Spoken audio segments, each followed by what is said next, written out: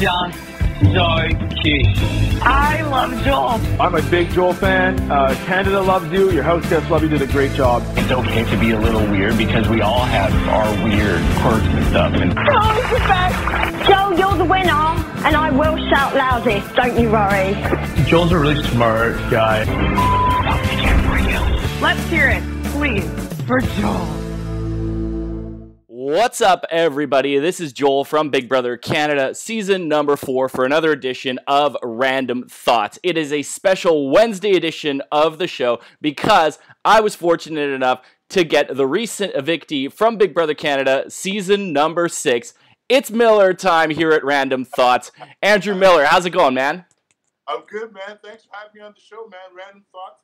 I'm a man of random thoughts, so I feel this is a perfect combination of synergies coming together. There you go. I like it. I like it. Well, we have a lot to unpack. Even though your stay in the Big Brother house was only a couple weeks, there was a lot going on. You did get a lot of airtime for those couple of weeks. So I want to unpack your game from the very beginning. First off, when you get that key to get in the Big Brother Canada house, what was your strategy going into the game? Well, you know, my strategy was to lay low, keep it cool. Like I knew I was a big personality. I knew it was a big physical presence. So I felt for initially my best strategy was to lay low, be cool, have lots of great conversations with people, and just kind of bring them in with my personality. Yeah, fair enough. I think that's a good way to go about it. You always want to It's a timing thing. I always tell people when you're playing Big Brother Canada, there's a time to get the spotlight, there's a time to make those moves, and there's a time where maybe you're not necessarily seen by the fans. And when you're a player in there, you always kind of have to look at it through that perspective, that you're a player, you're not a fan. If you're a fan, you're just going to go in there and go crazy. So I always think that that's a smart strategy. But unfortunately for you, you probably didn't necessarily have that luxury, and it was all because of Maddie handing you that famous cup that forced you to make your decisions. When you got that cup and had to make your decisions, I want you to unpack, if you can, what your thought process was when you were picking who you wanted to put in heaven and who you wanted to put in hell. Well, initially when I got into the house, I had a couple great conversations with some people. Now, I know sometimes when I meet people, some people are a little standoffish, and I'm cool with that, but I didn't have the time to really kind of dig in with everyone as I did with some few people. So Derek, we had a really good conversation earlier about his style and men's fashion, and he looked really good in his suit, and I didn't want to be a hater. I'm not a hater, bro. So I was like, you know what, Derek, you're cool with me. Let's keep it moving. Hamza and I hit it off immediately. Hamza, good energy, sarcastic guy, very funny. Big Raptors fan as well. So we hit it off initially talking basketball, and from then we were kind of locked in super tight. So I couldn't send him because he was cool. Ryan and I, we're both goofy men with beards. And we're a bit immature, we're a little wacky. We hit it off immediately as well, simply by just saying, nice beard, you know what I mean? So we were cool, and I didn't want to kind of send that initial ally off as well. Who else? What do we got? Hang on, I got it written down here. Well, how about let's just talk about the people that you sent in hell. So Rosina was the first one. What was your thoughts behind putting her? Well, when I first got in the game, Rosina was very annoying. She was super loud. I don't know if you guys heard all the screeching and yelling, but it was worse within the first 2 minutes of meeting her. And initially I was like, man, I don't know how much of this lady I could take, and when that opportunity came up, I was like, you know what? Sorry, lady, you got to go to hell. You know what I mean? Okay. Johnny ends up being the HOH. What about Johnny? Johnny and I had some great conversations. And even he said to me he was surprised that I sent him to hell. Because Johnny and I had such good conversations early, I knew that if I had an opportunity to explain to him my rationale, he'd forgive me. So I was actually glad that Johnny got HOH as well. Okay, Will? Big Will. Big Will's a big guy like me, man. Big Will's a funny guy, has a great heart. And like I said, I knew that by putting Will in hell, he was a possible person that could win the first HOH, and that I could align myself with. We were big guys, and he's a big guy with a kind heart as well. So I knew if I had a conversation with him, he would hopefully forgive me as well. Did it take you a few times for him to repeat himself for you to understand what he was saying? Well, you know what? I deemed a nickname upon the big guy. I called him the Big Subtitle, aka the Big Sub. Now, he's got a very distinct accent that, as a Scarborough man, I have no clue what he's saying most of the time. But then Maddie would hop in and Kayla would hop in, and they would kind of break down the slang at that part of the nation. But great guy. He needs some subtitles, though.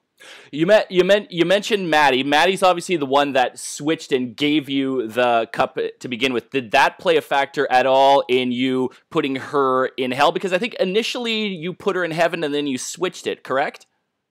That is correct. You know what? I had put Maddie in heaven originally, but at the time I was feeling the pressure of making such a big announcement, of making like a big move, and I was like, damn, this girl was technically the reason why my game got kind of blown up so quickly. So at that point, I was like, you know what? This isn't quite the type of move that I wanted to make, so I put her in hell simply based on the fact that she did give me the goblet. And then Alejandra, what was your reasoning behind her? Ali and I actually were seated by the bar when we first got into the house, and she was in the bar stool next to me on my left there. She kept her back to me the whole time. So as I'm talking to other people in like this kind of like round table setting, her back was to me the whole time, and I felt like, geez, lady, why are you turning your back to me? So initially, with body language and energy, Ali was a person that she was cool, but she was kind of rude. So I was like, you know what? Since she had her back to me, you could go to hell too. Okay, you put up Paris. The funny thing is, Joey, get out the house. Yep. And everyone's like, oh, I hate Andrew. You made horrible decisions on what. Listen, man, I am not a sexist. I am not a homophobe. I simply just made my decision based on the interactions that I had. Yeah, that's fair, and I think that's a smart thing. And you weren't. It's honestly, you can only play the cards you're dealt. I'm sure if you had to do it again, you probably, if you knew a twist like that was coming, you probably wouldn't have made the decision, or would you have? You know what? Hindsight's 20/20, right? So initially, I made an emotional decision to not put Olivia in hell based on her birthday. You know what? She should have had her birthday from hell. That's what I'm saying. Okay, let's talk about the other two that you put in hell really quickly. Was there any sort of reasoning behind Paris, or was it kind of like, well, I need another one or two people? What was the thought behind Paris? Well, you know what? Initially, Paris came into the house very fancy, and I'm a fancy man as well, but she came in with the glitter dress and the designer shoes on. And I knew the shoes were expensive, and I thought to myself, well, obviously this girl's living a pretty good life of luxury. She can use a couple of days in hell to kind of, shake her up and welcome her to the game. Paris really never forgave me because of that. And even though we talked about it a couple of times, had a few conversations, I knew she was mad. She was mad, bro. And last but not least, Kayla. Kayla, you know what? Kayla, was cool at first, pretty girl. And you know what? Maybe I could have saved her, and if I could go back, maybe I would save her over there, because obviously she was wearing the pants in that sort of social game. But you know what? Kayla, she definitely kind of got the short end of the stick, luck of the draw. You know what I mean? It was 50-50, bro. Someone had to go to hell. Yeah, absolutely. It's a tough decision whether you're HOH or whether you have to keep people safe, whatever it may be. Big Brother Canada always throws these things at you, and you don't have a lot of control over it. Do you think, though, had you not been tasked with this decision, do you think that had an effect on your game and sort of put a target on you early on? Oh, for sure.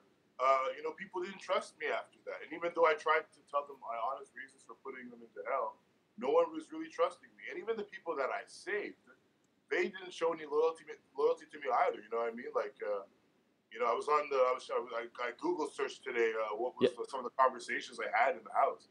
And there was one conversation that was kind of particularly kind of disturbing that happened in the Red Room with Erica, Olivia, and Kayla, where they talked about me being toxic. How can I be toxic if I save 2 to 3 people in the conversation? Yeah. Like, let's be honest here, you know what I mean? So I think people just weren't rocking with me after the goblet. The goblet twist was big damage for my gameplay, especially as a large brother who's just trying to blend in, you know what I mean? So it was a rough one, and I take it on the chin. Happy for the airtime. I got a couple great memes out of it as well. I saw those. But definitely made me play a lot harder, a lot faster than normally, or what I'd like to. speaking of hard and fast, obviously we don't see all the conversations. We don't have access to the live feeds for the first couple episodes, so it's really difficult, whether you're a former player of the show or whether you're a fan of the show, to understand what the heck is going on based on like 2-second clips of like, oh, Rosina said this and was really loud, or Alejandra did this and stuff. So it's really difficult for us watching at home to understand the rationale behind who goes up and why somebody wants to keep the people who are up on the block. From your perspective, we did see after the Rosina eviction, you fighting hard and campaigning, seemingly harder from what we saw than anybody else to keep Rosina. What was your rationale for really wanting Rosina to stay over Ali? Well, you know what, guys? As a fan of the show, I realize that when you have big targets and they're on the block, you got to take the shot. You know what I mean? Realistically speaking, Ali was a lot more dangerous, and I couldn't really control her. Ali had a wonderful social game, beautiful young lady, very well connected and athletic. Rosina was a bit more dependent on me being in the game, and her being an older lady, her being a nurturer, and that type of personality. That was more, I guess, suited to my style of game. Was there ever any thought process? Because I was looking at the cast originally, and I was seeing that there's always sort of the younger, high school-ish kind of crowd, and there was definitely those cliques in the house. There always is. But what I thought interesting this season was that there was a good amount, more than usual, of like older house guests, be it like parents or people in their 30s. Was there any thought at all between, say, people like yourself, Rosina, and Ryan, to be like, look, we're the older people, we kind of like stick out, we should like cover each other's back or stick together? You're absolutely right. Like I had many a conversation with Ryan about numbers and how it was better, and even he agreed that keeping Rosina would be better for our games. I don't know what happened to his thought process after people started kind of putting birds in his ear, but we had definitely talked about keeping more numbers for the males. We had talked about keeping an older demographic for ourselves in our own kind of safety in terms of numbers. But once Rosina left, it was a bit of a downhill fall for everyone in that older, bar circle you got to take off. You know what I mean? The 30, and realistically speaking, Ali was 30. Ali's 30, and Rosina is like 49 and a half. Sure. So even Ali should have been in one of our closer allies in that regard as well, in terms of age, and it's just how things kind of lined up there. Yeah, I'm personally, I've said this many a time since Rosina was evicted, is that I was personally disappointed, not so much because I thought that she was a smart person that people could sort of like bring along for a little bit and not a threat, but more so just because of her story. I was really interested in some of the like her beating breast cancer and her coming from a foreign country. She defines a lot of what people, look at Canada in a positive light for, and I would have liked to see more of that personally. Hey man, I agree with you 100%. I was quick to judge Rosina. And then I got to know her, and as a writer and coming from a journalism background, I'm intrigued by people's stories, like why they get up in the morning and what they do. For a 49-year-old lady, mother of 2 boys, to cancer survivor and immigrant to Canada, to have her sort of jewels and kind of this wisdom being bestowed upon us, you know what I mean? But it's Dawson's Creek in there, man. They just wanted to have a couple makeout sessions and be moving. I feel like we have such a wonderful obligation to the fans to tell these stories, to have these personal insights kind of brought out, and have Canada have something to talk about more than just what type of glue you use to stick your eyebrows down. Yeah, exactly. Like more of a different variety than just sitting at home watching Degrassi or some other teen shows with some of these other people. You know what I mean? So. For me, looking back, the fans that I love, I love fans that had a little something extra. So I love Karen from last season. She was a great experience, a great story she told. You know what I mean? Yeah. And even a guy like Bruno, who's a young father, but still playing games. These are the idiosyncrasies and I guess the layers of their personality that make the show what it is. So we move on from there. Rosina is evicted by a unanimous vote, and then we get to the gate crashers who randomly show up through the diary room, what is the first thing that comes to your mind when you see Marin and Veronica walk through? Oh, I was like, thank you.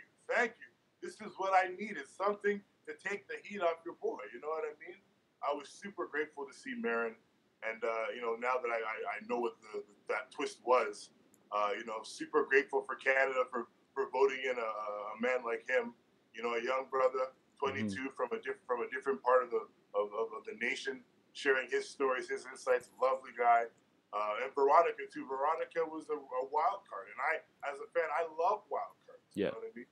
She was a great energy, fun to be around. Always had a story, to share. So I felt like they really did a great job mixing up the cast and having these two wild cards kind of throw a monkey wrench in people's gameplay. Was there ever any part of you that believed their, in my opinion, BS story about walking into the house? Was there any part of you that was like, maybe they are telling the truth? Maybe it's something random like that because Big Brother Canada throws in weird, ridiculous twists sometimes. Not once, brother. Not once. You know what I mean? I'm a Scarborough man. I can tell when mans are lying to me, Joe. You know what I mean? Within seconds, I think I was sitting next to Hamza. Hamza shot me a look. I looked at Hamza like, come on, son. Come on. Yeah. Yeah. I'm the same way. I was like, I've gone on record to say that there's only one way and one way only to play off a twist like that, and that is basically to say, I don't know, I was in sequester. I thought this was how we start. I don't know any. I was racking my brains. I asked people on Facebook. I was like, there's no other logical thing that you can do other than the way Allison did it in her season, in my opinion. So yeah, they're in a tough spot. You know what I mean? And I don't think they really put much thought into what story they were going to say originally. Mm-hmm. Even when their game was about to expose, I kind of tipped off Marin because I'm a good guy. I'm like, bro, they're going to expose you guys. Y'all need to sit down and get your story together. And I even went and got Veronica. I was like, hey, y'all need to kind of sit and figure it out. But, they're in a good spot now. Maybe that little bit of, of a white lie kind of helped them a little bit. But they seem to have assimilated well to the game right now. Was there ever a thought in your mind before you guys discovered that Marin and Veronica were safe for the week? Was there ever the thought in your mind, given how things transpired and how maybe you seemed like a bigger target after Rosina was evicted, was there ever a part of you that was kind of like, oh, well, there's two gate crashers now, and maybe if they aren't safe, I might be okay this week? Did that ever cross your mind? Well, I knew from a numbers perspective that Marin was going to be an ally of mine simply from being a black person. Sorry, just let you know, we're cool, super great guy, you know what I mean? The racial, and you know what it is? It's like we have a lot of similar narratives. Mm-hmm. So I knew that, if I had a moment to chat with him, I needed like 10 seconds just to look each other in the eye and be like, yeah, bro, we're good, you know what I mean? But yeah, like I knew that, having them was an asset to my game. And even when Ryan won the HOH, I was thinking, oh, great. So I'm going to be safe for a week. We got a couple new people on our side that can help kind of flip the house. Thank you, Canada. This might actually work out. Right, and that's what I was thinking too. I was like, okay, I think Ryan was one of the first people, besides yourself, obviously, that you put in heaven originally. So it was clear to me from watching it at home, even though we don't get access to live feeds and your entire thought process while you're in the DR making those choices, it seemed to me like Ryan was, if not your ride or die, he was pretty high on your food chain in terms of like wanting to keep safe, right? Definitely, right? But the thing was with Ryan was so sketchy of me too. And originally I had to bro, they put us in here together to like link up and be friends forever. You know that, right? And he would still be like, oh yeah, but I'm not guaranteeing you anything. And I even said to him, like, bro, like everyone thinks we're together, boy. Like we gotta be together because even if you don't want to be associated with me, but we're talking old school wrestling. Yep. We're talking old school hip hop. We're talking everything about beard care and and he still is like, he's still kind of okie dokie in me. I was like, bro, come on, let's stop this, bro. Let's be together. Yeah, I was the same way, and I was like, okay, even though you see somebody like that, that's probably, did it ever cross his mind? Yeah, go ahead. Super frustrating. Yeah. Super frustrating. And I even begged him numerous times, like, bro, like, come on, like, this is what it is. Like, you're not going to get another guy that gets your horrible sense of humor and poor fashion like hang out with you and talk to you. Like, this is what it is. Did it ever cross his mind, or even was it something that you might have mentioned to him as well, that like, hey, look, everybody obviously, you know, maybe they weren't the biggest fan of you after the Rosina eviction and how you were kind of campaigning hard for her, but like, was there ever a part of you that was like, yo, Ryan, like, as long as I'm here, there's a shield for you to evict, because Jesse and all those people are probably going to be hell-bent on evicting them before Ryan. You and Hamza are priorities for him. If you do that, then you're more sort of out in the open. Did you and Hamza ever mention that to Ryan, or did Ryan ever, like, think about that himself? Ryan definitely knew that Hamza and I were bigger targets. I don't think, you know, he put two and two together that by putting people that were with him on the block was a horrible gameplay. And even though I told him that he's getting played, Hamza told him he's going to get played. Like, you really shouldn't do it. Just take the big shot. He was very hesitant to do so. You know, so I think it was like maybe him just kind of feeling the pressure of the house, one, and also trying to play this game of being in the middle. So, two horrible kind of, you know, thought processes that essentially made him a bigger target. We saw him talking about how Olivia was a huge priority for him. Did he mention before he made the initial nominations of you and Hamza that he wanted to target Olivia? You know, he was very mum on who he was thinking for a replacement nominee. He was maybe a little too mum. Like, he didn't tell me until after the veto ceremony was already closed and I had no hope. You know what I mean? Yeah. But I like he you know, he didn't do enough, I feel, to let people know. Like, if that's your original target, put your target up, bro. Yeah. That's it. You know what I mean? Yeah, I'm 100%. And I also, I seem to remember Paris on the actual edited show mentioning Olivia's name. Was Olivia's name floated around by a lot of people, or was it just Paris and Ryan?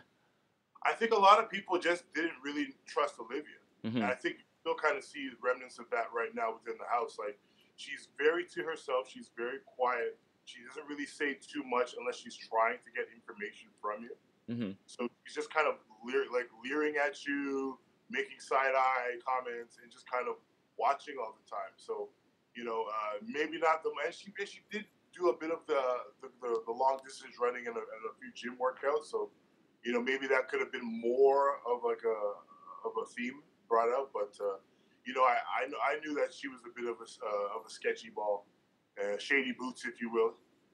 So that's essentially, we know how I played her. So we get to, obviously, Ryan seems hell-bent on putting you up. He thinks it's the best thing for what the house wants. We also saw a bit of a fallout, in particular with yourself and Erica. Do you regret anything on how you handled the situation when Erica eliminated you from the HOH? You know what? Maybe I could have chilled out a little bit, but you know what I mean? Like, that was real emotion. Like, you know, Erica and I had a very close connection, and I've seen that she's tried to downplay how close we actually were, simply for gameplay and strategy, and that's disappointing, to be honest with you. But hey, no, Erica and I were super close. You know, we lived very close to each other. We have very same mutual circle of people in various circles. So it's definitely disheartening to think that someone you know that you were close with would take a shot at you. And I will say that if you look back at the tape, she never really apologized for taking the shot. She said she wished that she never took the shot, which I thought was very telling as well. And I think that shows a lack of personal experience. I talked about this with Godfrey on my show on Sunday on, like, Erica seemed like she was in an okay spot. Like, I can understand maybe if she wants to make it seem like she's not associated with somebody who's a target, but, like, why does she even have to ring in and try to answer a question? I personally thought her best move was just to, like, not even touch the buzzer and don't even ring in, because she's in no danger whatsoever, the way I was seeing it. So. No, you're absolutely right. And the fact that she felt so comfortable doing that and taking the shot, I'm like, damn, it's like that? Yeah. You know what I mean? But she did say that she wished she didn't do it, and she knew it was a bad gameplay move. But in the process of, you know, her making a bad gameplay move, you know, it really did kind of firm up where she was and how hard she is actually playing Big Brother. So for her next birthday, you would still attend? You know, if she got the right bottles set up in the city, I might pass through for 5 minutes, get a few drinks, maybe dump out the lemons, and then head out. How savage was that head of household? I was obviously Big Brother doesn't lay off. We had a competition my season where fans were roasting us, but this seemed like it to a whole nother level. Some of the questions: whose birthday would you not go to? Who doesn't deserve it? But of all things, how floored were you by the question, whose funeral would you not go to? Well, there were some really rough questions in there. I personally took me being dishonest to heart because I'm not a dishonest person at all. Mm-hmm. But yeah, the funeral one was rough, and I put Olivia down. I can on the real, I definitely did put Olivia down simply because she's not really she wasn't really talking to me.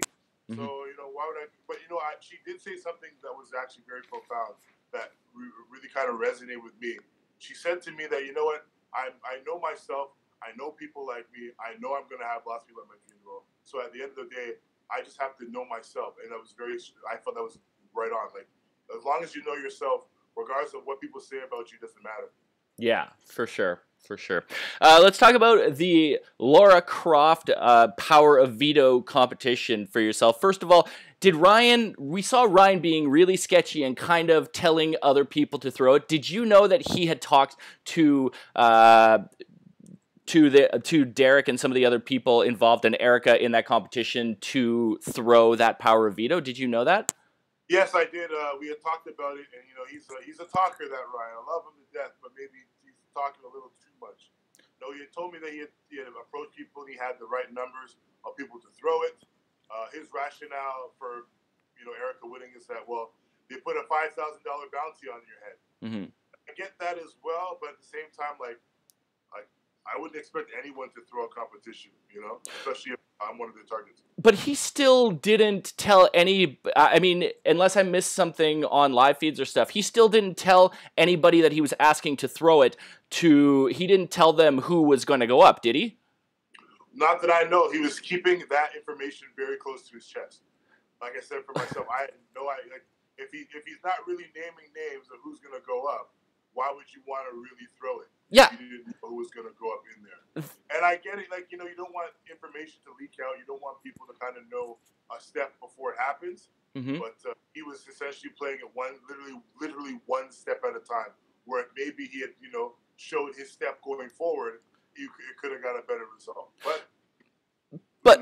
But if your target isn't actually picked, then I just don't know what he has to lose to say, like, hey, look, Olivia is somebody who I want out. Olivia is somebody whose name has been mentioned. Or, even if he wasn't saying that, couldn't he have just said to Jesse and some of the people that were running the house, like, hey, it's not you guys. You guys are fine. I promise you guys we're good. Just throw the veto. It's not going to be any of you over here. Do you think that would have changed the outcome if he would have just mentioned Olivia's name or just told some of the people that were playing that they're fine? Yeah, I definitely think that maybe if he would have said a name, that could have been a bit more helpful for his strategy. But like I said, Joe, man, you have so much time in this house. Yeah. You have time to overthink the simplest move. And originally with my own game, I was like, well, I'm not trying to hinge my game on this old lady. And even though I need her, she could go and I'll figure it out. But even the thought of mm-hmm. telling people your move opens up this whole weird realm of paranoia that you don't even want to kind of jump in. So I get it, but man, I would have never put Ryan up. He should have never put Hands and myself up. Mm-hmm. He should have taken a shot at the targets that he really wanted, and one of them would have been gone, and his game would have been better for it. How intense, from watching at home, it looked like something totally out of this world. How intense was it being involved in that Lara Croft veto? That looked hard. Yeah, man, it was intense, bro. I'm not going to lie to you, and I like to consider myself in pretty good shape, but you're running up this wall. You got these heavy, big boots on. You got these heavy, big pants on. You know what I mean? You're sweating. I'm sweating heavy. I'm 315 pounds going back and forth, throwing my body over this giant gap, climbing up, running up these stairs with these boots on. I was toast, man. Like it wasn't a challenge for the big boys, that's for sure. So Erica ends up winning it. You and Erica had a really good relationship from the start. You guys I think you guys, if I remember correctly, patched it up a little bit, hugged it out before the power of veto. Was there any sort of a pitch to Erica to use the veto on you and to say like, hey, let's just like start fresh right now? Well, you know what? In my speech, I wrote a lot of lines that she would get.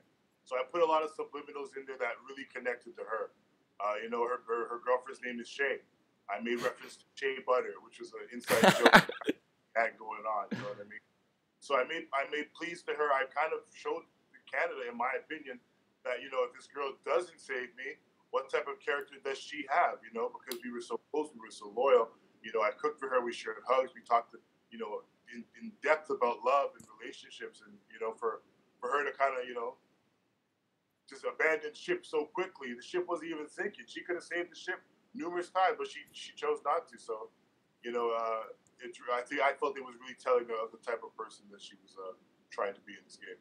Oh, Erica doesn't use the veto. It's between you and Hamza. We saw some little snippets. Honestly, most of your campaign that we saw on the edited TV show was just you like hugging it out with everybody. I'm sure you had actually like more of a campaign as to why you should stay over Hamza. So what was your biggest pitch to try to appeal to the house to keep you over Hamza? Oh, easy breezy. Hamza's a 28-year-old soccer coach. You know what I mean? I'm a 36-year-old business owner, so it's a little different in terms of our workout regimen. You know, Hams is uncontrollable. He's direct, and he's coming for these people. And I told them that. Like there was one scene where Hams is literally working out in the backyard, and I go, you know, he's working out to win the veto, to win the HOH, and then come for you guys. Like I made deals. I pitched to Kayla so many times that you know, hey. I'm a vote for you guys. Like whatever, if I win this HOH, I'll do whatever it takes. You know what I mean? I'll put up whoever you want. Let me stay for one more week. Just give me one more week. You know what I mean? I literally offered them everything and the kitchen sink, man. You know what I mean? But they just had their minds made up for like I knew I was going home right after the veto, and even though I made numerous pitches up until the very end, it still didn't register with them. Yeah, and I was looking at the campaigns that were happening too, and even though Ryan's whole HOH, I had so much to say about how much of a mess the whole HOH was for him, but he actually made a good point, which you just brought up as well, is that like we all kind of knew, or we had an idea maybe where you would land more so than Hamza. Hamza is like, for me, the ultimate definition of a wild card. He hasn't hidden his strategy from the very beginning from his bio, is that he's there to just like shake things up and, you know, go left and right. So he's kind of, I saw him as somebody who was kind of like a gun, just like closing his eyes and just gonna like aim somewhere. And I don't know why anybody else would want that in the house. Was that something that was talked about at all by the rest of the house? Yeah, I don't think they really explored the option of what Hamza would do. They just really wanted me gone. And then, you know, I think that was poor strategy and poor gameplay on their behalf. And even, like, you know, I'm getting tags in Olivia's tweets, posts from the feed saying that, oh, we should have kept Andrew, or Andrew was right. And I was like, well, you know what? Yeah. Hey, y'all wasn't trying to hear me out anyway, so, you know, whatever happens to y'all, it's on y'all. But like I really tried to like make better gameplay moves. Like and Lord knows I was playing with, you know, behind the 8 ball the whole game. But I literally tried to like, hey, why would you get the old lady out when you get the young athletic chick with the social game? Why don't you get yourself and keep the young vindictive guy who's definitely coming for you right after this? But you know, people make decisions and they gotta, you know, you gotta sleep in the bed that you made. One thing I'm really curious about, and it was never brought up, and I'm wondering if you ever considered this strategy. Obviously, I think it seemed like common knowledge around the house that you and Ryan were really, really tight. Seemed like you guys had a really close bond, and that everyone else saw that in the house. Did you ever consider possibly, you know, when Ryan puts you up, did you ever consider maybe calling him out or telling everybody like, look, I'm going after Ryan and I'm going after Ryan hard. So me declaring war on Ryan and nobody else might like create kind of a buffer for, say, the Jessies, the Delas, the Parises, the Johnnies and stuff. Was that ever a consideration for you? Well, you know what? It wasn't. You know, I didn't want to kind of have fake beef on television simply to kind of create a wave. And, you know, my whole thing was being open and honest and trying to be loyal to the people that were loyal to me. And even though I didn't have the same loyalties given to certain people, I definitely didn't want to be like, you know what, Ryan, I didn't want to have, and I was in a tough spot already. Yeah. I'd already been emotional. I've already kind of lost my cool. I wanted to kind of be a bit more level-headed, a bit more kind of less aggressive. You know, people tend to think that I played aggressively. I had to play aggressively. I had no choice but to. Mm-hmm. So, but I was like, my whole strategy was to lay low and chill. So even though I was in a tough spot, I tried to keep a level-headed. I tried to be chill. I tried to give people real hardcore facts and strategy and gameplay. And even where I was sitting on the couch, even that was strategic for me. And people saw that. And they're like, oh, wow, that's a nice central spot. You can see everything. I go, yeah, I know. But certain elements of gameplay and strategy definitely fell upon people that weren't playing the game or just, you know, didn't want to hear it. If you end up staying and then you're head of household this week, who are you putting up on the block? Oh, I'm putting up the showmans. Come on, man. Like, who wants to see Which that? showmans? Which showmans? I'm putting up the one that really matters, which is the Jesse and Paris? Dela? The one that's out in the open. Okay, Dela. Gotcha. You know what? Dela is low-key running the game. Like, you know, Kayla has such a firm grip on Derek and also the ladies of the house. You know what I mean? She's hiding behind those brown eyes and smiling at everybody, but she is ruling with an iron fist, and if anyone comes at her lady warriors, she's trying to take them out. So I would definitely and you know what? I would hope that, you know, Derek would go home if I put them up, but, you know, we'll see how that, who knows, right? I'm surprised Hampton didn't take the shot. I take a bigger shot, but, you know, he got really close to Derek actually in the catacombs, and I knew that their relationship had turned the corner once I had left. When the votes were announced, obviously you seemed like it was absolutely no surprise whatsoever. You were out of there faster than Arissa could even like announce the votes, even if she was going at it at a mile a minute. Why were you so quick to go out of there and not even like say goodbye to anybody? Well, you know what? I had said my goodbyes previously leading up to the week. I said goodbye. I had a nice little conversation with Will in the bathroom. Of course, I told Hamza, you know, my goodbyes. I think that's on the fight. I saw that on the internet too. I said bye to Hamza. You know, I given away clothes. I given Marin a sweatshirt. I given Marin a bow tie. I given Marin hair grease. You know what I mean? I was literally like handing out things to those that I rocked with. You know, Maddie had a shirt. Veronica had a shirt. But you know, I said my goodbyes. I said my well wishes to people long before that. I turned and gave Hamza a little bounce. I hit Ryan with the high five on the way to the door, and I was out. You know, I knew that there was a oxtail to be eaten outside the Big Brother house. I knew there was, you know, my beautiful wife waiting for me as well. So I had to dip, bro. And you know, I dipped as quick as I could.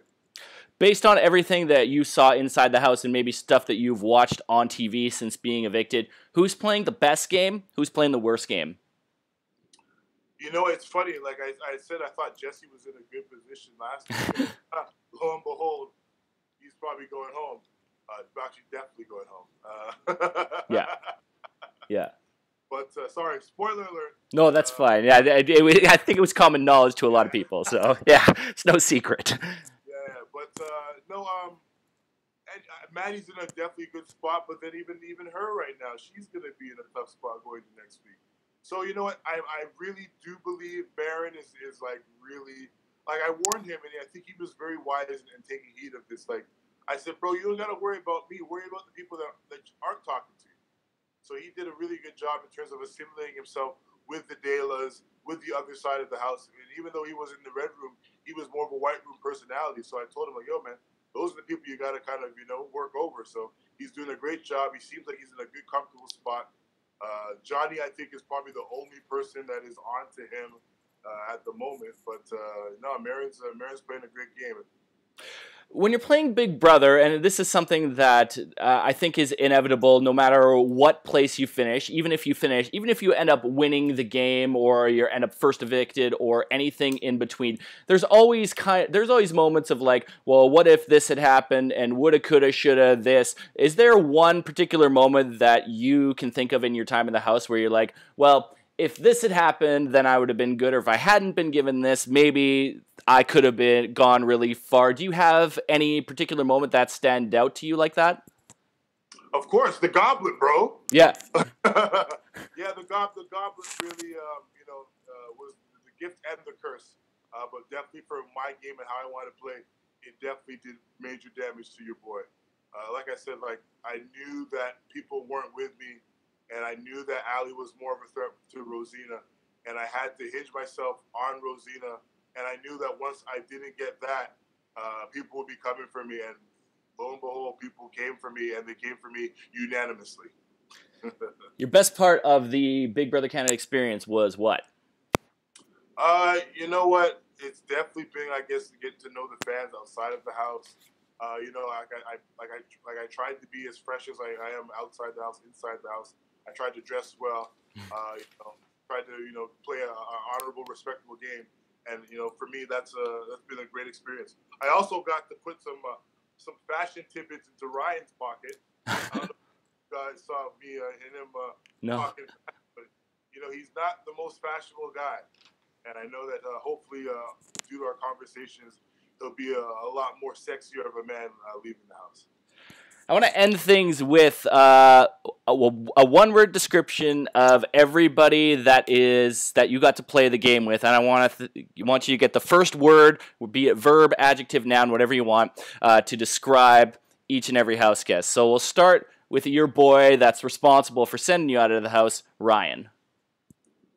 You know what? He's unpredictable, but I guess that's why I like him. You know what I mean? Well, speaking of I like guys like that. Well, speaking of unpredictable, the guy who's HOH Hamza, do you have a different one for him, or is it the same one? He's the boss, man. That's my guy. It's hands with the cam. He's the boss, man. The Lebanon Don. That's the man right there. Your girl who eliminated you from the HOH, Erica. She's like a Barbie doll, fake. Wrapped in plastic, fantastic. Wrapped in plastic, yeah, I can go on, but not as real as she might think. Derek Kessler. Love amazing hair. Amazing hair. Kayla, his showman. Even though he wears a lot of hats and bandanas. Yeah. That's a wonderful hair there. Kayla, she's a twerker. I don't know if you guys saw that on the feed. Someone's got to do a slow motion Kayla twerk, but she said she didn't have many dance moves, but she's got one dance move that kills every time. Who's a better twerker, her or Dre from Big Brother Canada 5? Woo!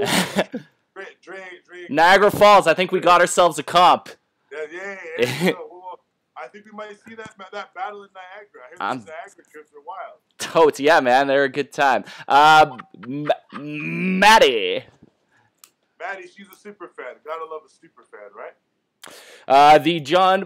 The person who's stereotyped as the John Party, but is certainly difficult to understand, Will. That's the big sub right there. Mr. Subtitle himself. Jesse. You know what? It's funny you mentioned it. I saw Jesse's intro video, the episode 1. Yep. Give you the brief stuff. Mm-hmm. I don't know who that guy was, but that's definitely not the guy I saw in the house. So okay. Jesse's pretending to be Mr. Wall Street Journal. I don't know. I didn't see him read a damn thing other than maybe the back of the Hazel bar. Paris, though, she fancy. Huh? Olivia, she's always listening. So maybe she's a listener. She's always got an ear out, man. That's a good skill. It's a quality skill to have when you're playing the game, for sure. Alejandra. Oh, she's spicy. She's spicy. It's a shame. I really loved Ali. Ali and I hit it up, post everything, but that's how the game goes. Ali and I could have definitely had a little run together. She's a good girl. Veronica. Oh, she's a wild card, man. That's Ronnie. And last but not least, your boy Marin. Oh, he's the future right there. He's the young king out there in Edmonton, man. He's got the world at his feet right now. 22. Come on, man. He's popping. He's the man right now. And I guess a couple more questions. Who do you want to win the season right now, based on the people maybe you've bonded with or who you think is playing well? Who do you want to win?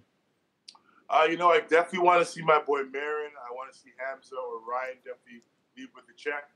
I'm sure they would take me out to dinner and we'd laugh, and I wouldn't have to pay for anything. So hopefully one of those guys get the check there.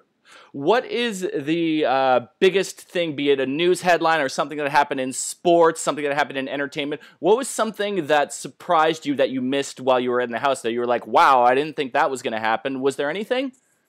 Oh, I'm a politics guy. I was like, Doug Ford and the Conservatives, Canada, what's going on with that? Think about it. Come on. Yeah, for sure. You keeping in track with March Madness? I know you're a huge basketball fan. Oh, of course. I'm a Duke guy deep down. You know what I mean? Oh, my God, we can't. Why? He's a Duke, a black guy Duke fan. This is crazy. No, but shout out to Duke. Shout out Coach K. Coach K still getting them W's. My man, all right, we're going to have to. Me and you were so cordial, we're so friendly, but I gotta go with my Sweet 16 team that's still in it right now, and that's Gonzaga. That's always been my team, the Zags. So that makes sense. I know you're a nerd, man. You gotta like the Zags, right? I'm a nerd, but I also like when they first emerged into. They got me to love March Madness. I was never a huge college basketball fan, and then when they made that run in '99, just before Few took over, I was like, I love college basketball. College basketball is insane, bro. I absolutely love it. Your bracket looking busted, though. You know what?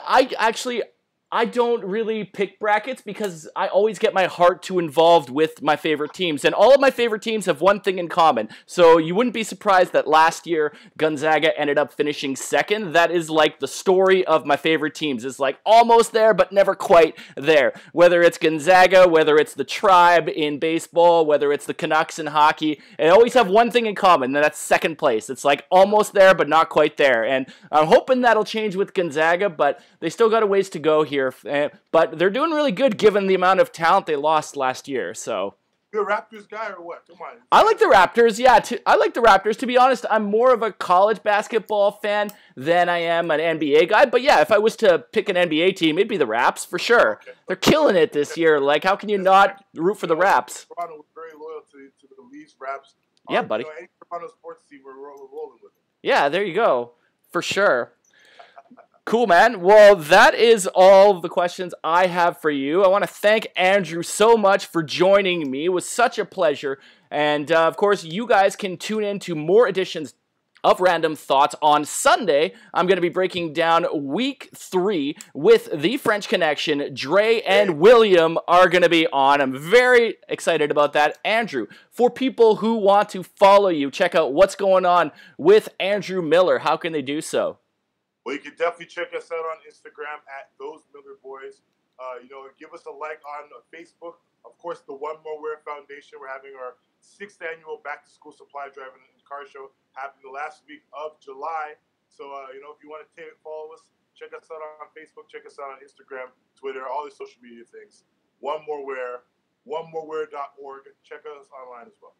And you can check out this podcast by going to YouTube and following Joel Lefebvre. You can give me a like if you like what you have. If you have any comments or suggestions about show ideas, some guests you would like to see, I would love to hear from the fans out there. You can follow me at JoelBBCan on Facebook, Joel Big Brother Canada 4, and on Instagram, JoelBBCan4.